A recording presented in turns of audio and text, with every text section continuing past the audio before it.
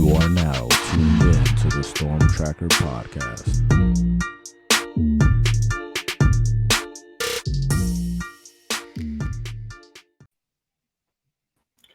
All right, it's the Storm Tracker podcast. I'm Marcus Benjamin, representing for CanesCounty.com, of course, part of the Rivals Network. And I'm joined today by Chris Peak, also part of the Rivals Network at PantherLair.com.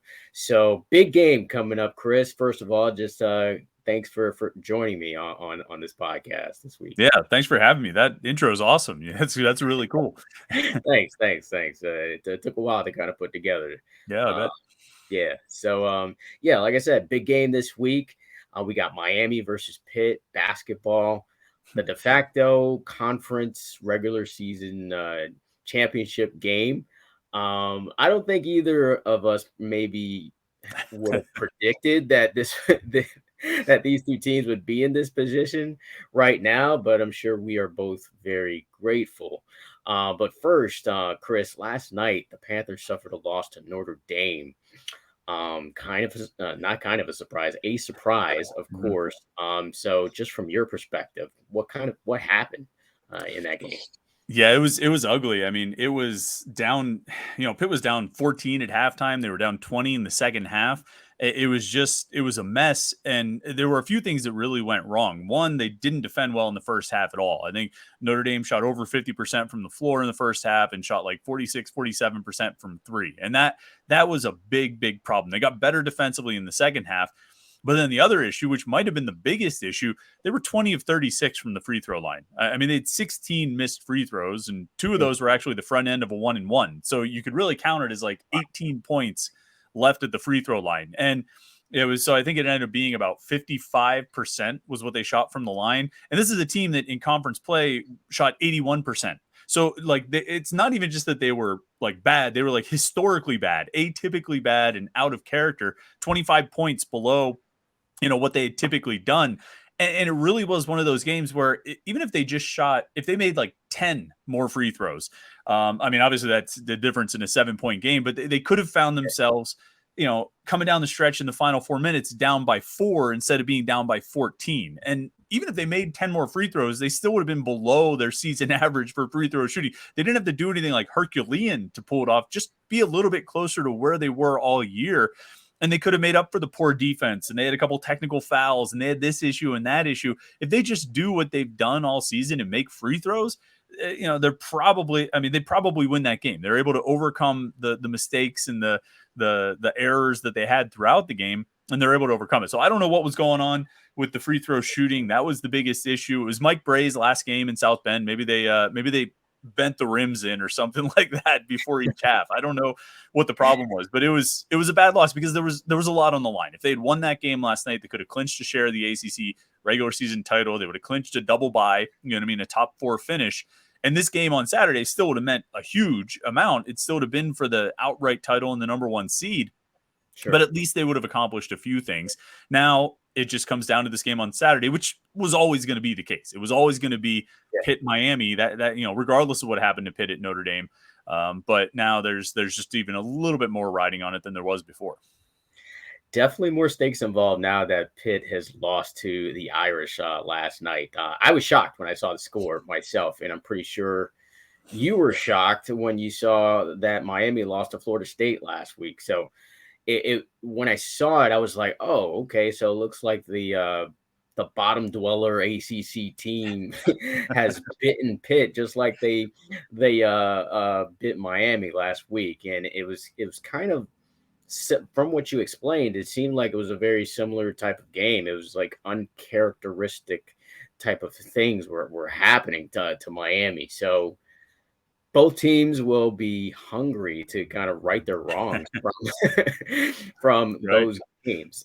So Miami had a week for all of this to kind of settle in, and you guys will be, traveling on somewhat of a short week down to Coral Gables for this one. So just kind of looking at this game, though, what do you think will be the key for Pitt? And then I'll say what I think the keys will be for Miami. Yeah, it's some of the things I just talked about. I mean, they have to defend out to the perimeter well. I think they have to do a better job, defending the three than they did. Certainly against Notre Dame the other night, and even Miami in that first game. I was just looking, they were what, 8 of 17 from three. So I mean, you can't. I don't. Pitt's got to do a better job. Their perimeter defense hasn't been great all season. They can't let another team get hot. They're a really good 3-point shooting team themselves, which was another issue in the Notre Dame game. They didn't shoot very well from three, and in the second half didn't really attempt many. They're going to win, most of the games they've won, they've done it with really good 3-point shooting, and if the percentage isn't high, they just keep shooting a lot of them. So, you can still make 10 or 11 if you shoot 30 or 40, and they're content to do it. So they need to shoot well themselves. They need to, defend well out to the perimeter. And then, the free throw shooting. This is going to be a tough game. I mean, going on the road, they barely got out of it in the game at home. The game at Pitt came down to the final possession. And it was sort of great. It was Jamarius Burton versus Isaiah Wong, and everybody knew Wong was going to be taking that shot, and Burton had to defend him, and it was great drama. But they barely escaped in a game at home. Now they're going on the road, showing some bumps and bruises from the game on Wednesday night. And you mentioned the Miami Florida State game. It's funny. Pitt was playing Syracuse that day, last Saturday, and so the game was a home game, and I'm sitting there, I'm watching the Pitt-Syracuse first half. The Pitt-Syracuse game started at 5. I think the Miami-Florida State game started at 4. And midway through the first half, or right before the game started, I looked at ESPN, and Miami had doubled up Florida State at halftime. I'm like, okay, I don't need to care about that game anymore. And then halfway through the first half of Pitt's game, I'm like, wait, I might need to actually pay attention to that. And so just as Pitt and Syracuse, the buzzer sounded on the first half, I looked down, and Miami hit that 3 with 5 seconds left. And the drama, it was so funny. I mean, it was obviously Miami's heartbreak, but when Florida State hit that 3, the entire press box, because we all had the game up on our laptops, it was like an eruption in the press box. I'm everybody going, yeah, I can't believe he hit that shot. It was, I'm sure Miami fans didn't enjoy it, but if you were on the outside, it was great drama. But I digress. But no, I mean, this game on Saturday, I mean, they have to defend well out to the perimeter. They have to make their 3-point shots, and they have to make free throws. I mean, those are the biggest keys for Pitt. And, certainly coming out of this Notre Dame game where they didn't do those things well. And, I mean, that's what they're going to have to do for any success they have from here on out.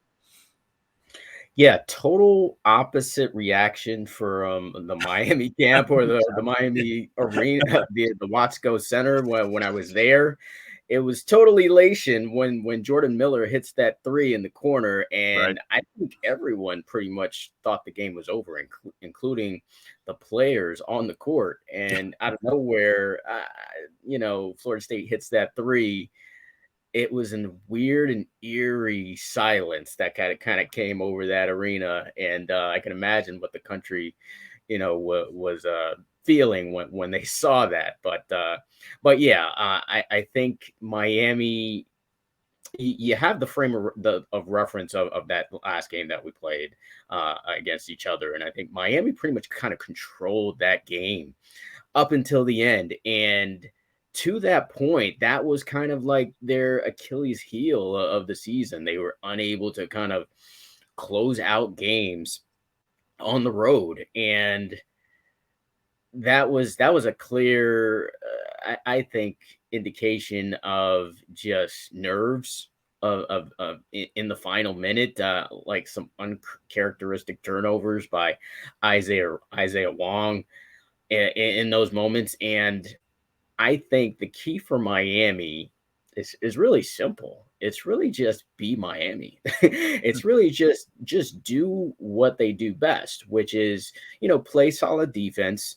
You got Norchad or Omier, who's a dominant presence inside, and as long as he can stay out of foul trouble, he will, likely have a double-double, which is what he's been averaging all season. And as long as you get something from your 4 stars, Omier, Miller, Wong, and Nigel Pack, then I think Miami comes out of this game with a victory, because I think they'll be able to deal with a late game situation a little bit better at home than what they did in the previous game against the Panthers. And I think that last game is really a good test for them really was a good test for them, as in a close game at home, and you still feel the pressure. I mean, you feel pressure in late game situations on the road, but you also feel it at home, and it's a different type of pressure, you know. Mm. And the fact that they felt that type of pressure in that Florida State game, I think is going to help them in this game, if this game indeed ends up being a close one at the end, which I do think it will be. Yeah, it's funny because, I mean, we sort of talked about how I don't think either of us expected this to be the ACC championship game, regular season championship game. I think even like a month ago when these two teams first met, I highly doubt that we walked out of the building saying like, well, when they meet again in the finale, it's going to be, and it's so funny to me because like for the first 10 years of Pitt being in the ACC, they joined in 13. So they've been in this league for 10 years now. In football, the ACC has put Pitt and Miami in the finale 6 out of those 10 years.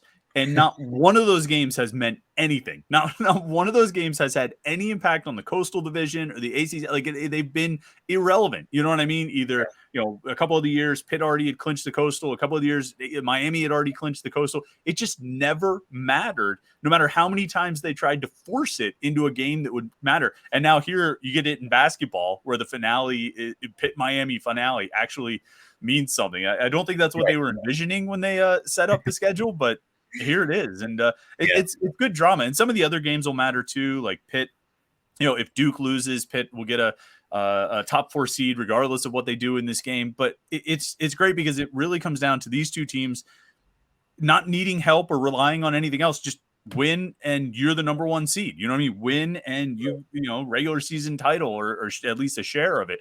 It's pretty great. It should be high drama. And I'm curious about both teams to see how they respond. They both have had some clunkers the last time they played. Pitt falling behind by 20 at Notre Dame, Miami, blowing the 20-point lead against Florida State. And, both teams, I think, have something to prove, to respond from those games. And then, in this kind of pressure situation, like you said, and they're both going to want to boost going into the ACC tournament. So I think this should be a fun one. Of course, all the focus is going to be on Duke, Carolina, but I mean, this is the game. Like this is the one that everybody, not just in the ACC, but nationally should be interested in, because this is probably going to be the best game of the day. I would think, I hope at least.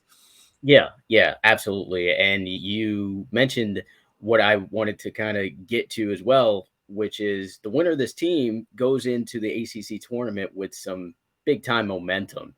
And I do want to get your thoughts, Chris, on this tournament, and the ACC as a whole, which has been it's been a weird year for me, I think, because it's kind of similar to kind of last year, where you didn't really have a really dominant team. You had a couple of teams at the top, like this year. You got Miami, Pitt, and Virginia are pretty much your top 3 teams, and North Carolina and Duke. We'll see if North Carolina even gets into the tournament, depending on how things shake out in the ACC tournament.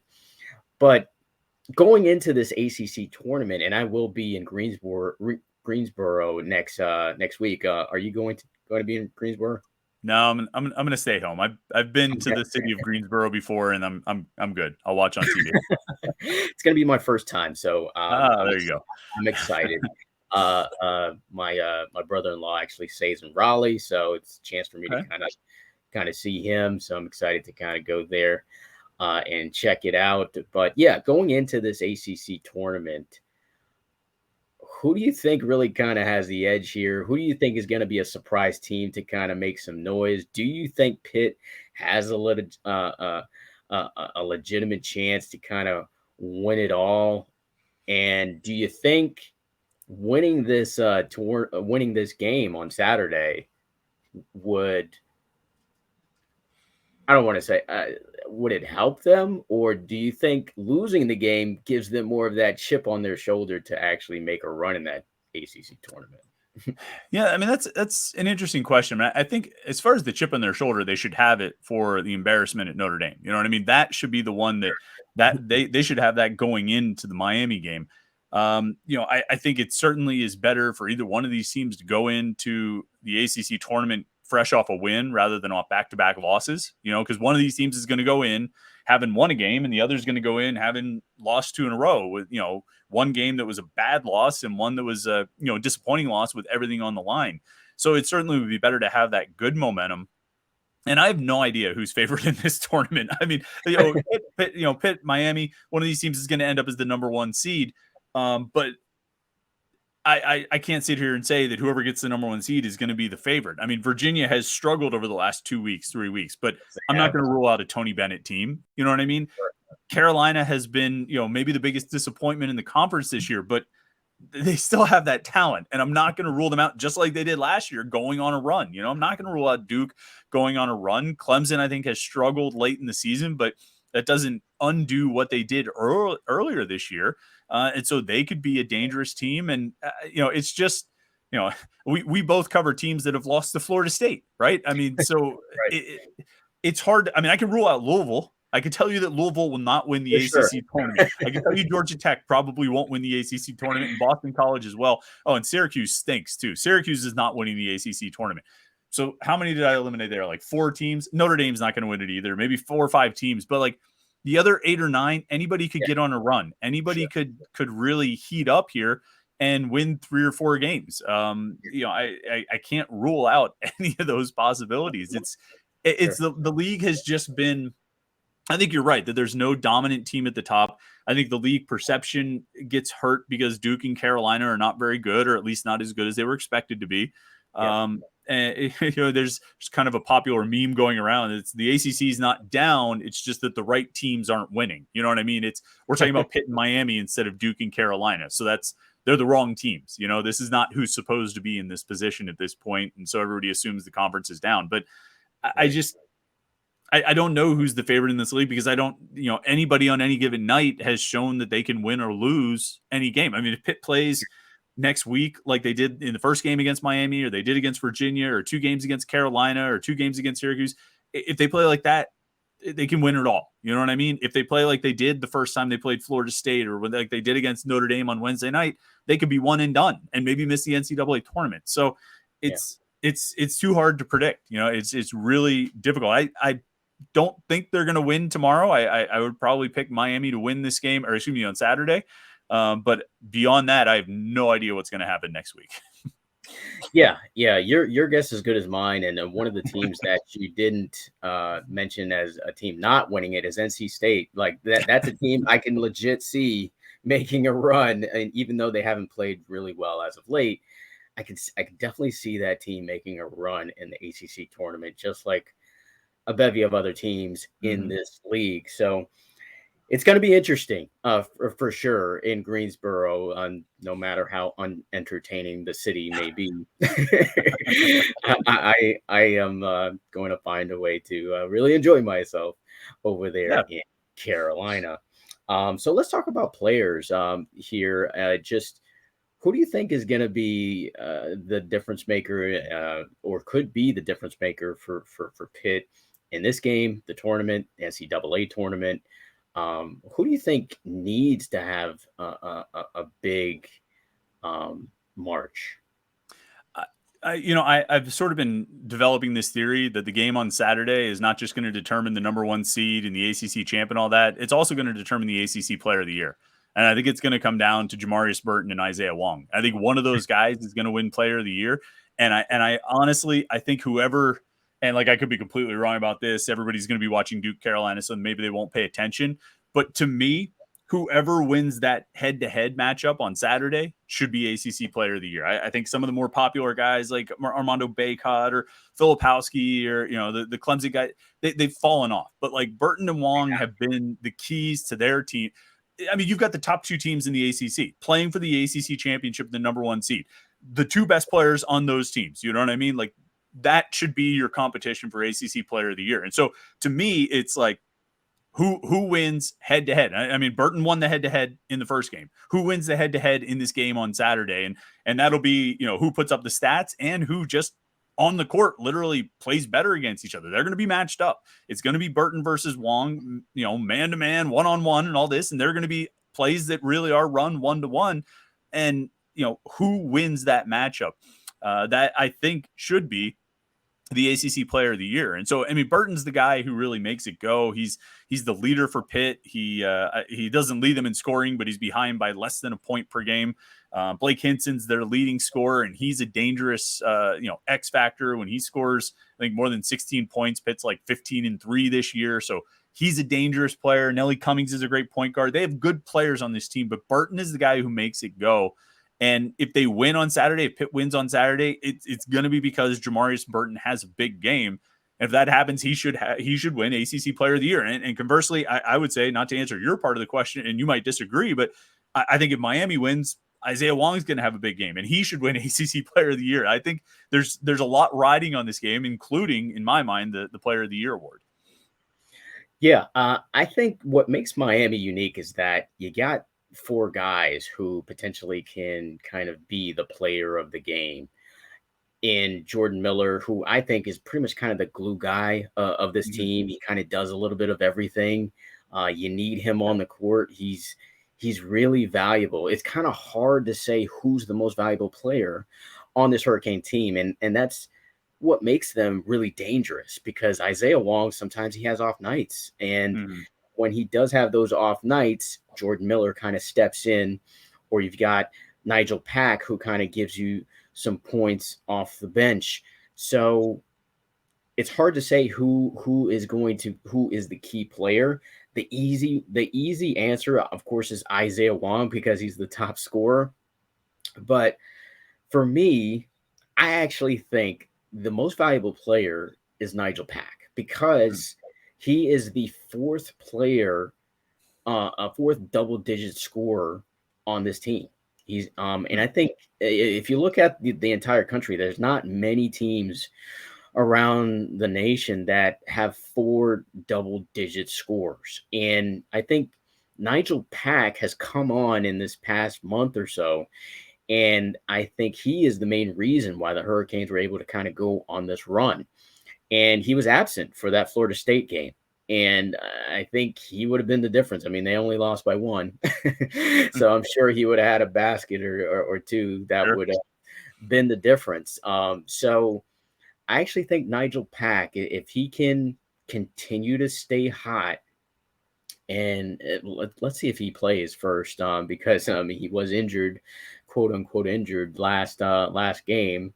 I think if he plays, he, for me, is the difference, because I think Isaiah Wong gives you a consistent 12, 13, 14, 15 points a game. You know what you're going to get out of Norchad Omier as long as he stays out of foul trouble, giving you 12 to 10 per game. And like I mentioned with Jordan Miller, he kind of gives you a little bit of everything and kind of stabilizes this team. Nigel Pack is the wild card guy. I think if Nigel Pack has a big game, then I don't think this team is losing. If he doesn't, then this team has a chance to lose. The other big factor is, of course, like I said, Norchad Omier. If he's not on the court, he's a big guy, not tall, but he's your big guy inside that eats up space, rebounds, can run the floor. He's a big X factor as well. And he's been pretty consistent. I think there was maybe 1 or 2 games where he really got into foul trouble this year, and he was a non-factor. So I expect him to give you 12 and 10 on Saturday. But Nigel Pack is kind of, we'll see. We'll see what he produces coming off of the injury. But he for me is the most valuable player. I know most people would. I mean, obviously, I'm watching this team. I'm watching this team every day, just like you're watching the Panthers. Yeah. And when you I may be overanalyzing things, but but I do feel like Pack is really the difference for this team, just making a short run in the NCAA tournament where they get bounced out in maybe the first or second round to maybe getting to the Final Four. I think if Pack gives you, 15 points per game in the tournament, this team, I think, has a really good chance to make it to the Final Four. Yeah, it's kind of like one of those things where you have those guys you can like rely on, like you said, like Wong. You're going to get that sort of steady, solid production, but then what really puts them over the top in any given game is like who steps up alongside the sure things, right? It's like X Factor or wild card. It's you know what you're going to get from player 1, 2, and 3, but it's who steps up alongside those guys who like Pack, like you mentioned, or like Pitt has Nike Sabandi coming off the bench. He's had some big games for them. It's do you get those other guys to step in and produce at a big, at a high level, and that can be what puts you over the top in games like Saturday, and then certainly in the postseason. Yeah, absolutely. So lastly, we'll just talk about matchups. For me, the matchup I mentioned before is whoever's matched up against Norchad Omier.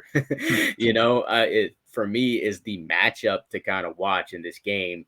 Likely I would guess it's Hinson that's going to be matched up with him. I think he is really kind of the X factor when it comes to matchups are concerned. What say you? Yeah, I still like I already talked a lot about it. The Burton Wong matchup. It'll be interesting to watch in the post. Federico has emerged as a big player for Pitt, particularly defensively. He's a long, wiry center. I think he had 4 blocks in the game. There's a lot of rim protection there. But to me, he was a big factor in the last game for sure.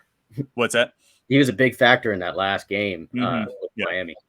Yeah, no doubt. But I still go with the simple answer. I still go with the Burton Wong, the two sure thing guys. You know what I mean? Because if one of them can shut the other down, and you no longer have that sort of reliable source of points from Wong or Burton, that obviously puts their team in a big hole. So I'm going to push this narrative, Marcus. I'm going to push this narrative that this determines the ACC Player of the Year. So I can't get away from it. I'm going to have to keep pushing because I think it should be a player who comes from one of these two teams. You know what I mean? I don't want to see Armando Baycott win it. I don't want to see Tyson win it. It should be one of these two teams. And so, I'm trying to find the most obvious answers. I don't want Hinson and Burton to split the vote at Pitt. I don't want Wong to split the vote with Pack or anybody at Miami. I want, got to elevate the stars, so it comes down to one of those two guys. I'm trying to stick up for the old Big East teams here, and we don't want anybody from Syracuse to win. So, right, or Virginia Tech. No Virginia Tech guys, none of that. Absolutely. I do appreciate you coming on with me, Chris. Great stuff from you. Where can people find your stuff and your podcast? Yeah. We have, on Twitter at Panther Lair. We've got the YouTube page, youtube.com/PantherLair.com. And then, of course, the website, just like you guys, we have pittsburgh.rivals.com. So that's, it's the place, I'm sure as you guys do at Canes County, it's, all the football recruiting, basketball recruiting, all that coverage is right there. So if they're looking for stuff on Pitt, that's the place to go. All right. Lastly, I'm just going to ask you real quick, who you think wins Saturday? I think you kind of mentioned it earlier, but you got a score that you think it'll kind of end up with? What was the final in that last one? Would it come down 71-68 in the last one? I have to pick Miami. Pitt can win the game. I'm not ruling it out, but this game being down there, Pitt in a little bit of a slump in 3 out of their last 4 games and, just barely escaping at home. I got to go with the Canes. I would say maybe like a 75-71 type of game, but I don't think there are many outcomes that would surprise me in this game, but I got to go with the home team, I think. Same. I do think Miami pulls this one out just because they're at home. If this game was at Pitt, I would pick Pitt to win. I would. I just think these two teams are just really evenly matched. But I do think it's going to be a close one. I didn't check the line yet. No, I haven't looked either. I'm sure it's Miami by a few.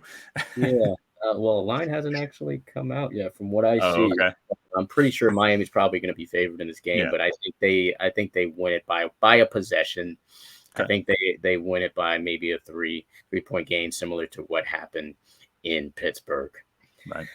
All right. Well, thanks again, Chris, for joining me on the Storm Tracker podcast, and we'll link up again sometime. All right. Sounds good. Thanks, Marcus. All right. Take care.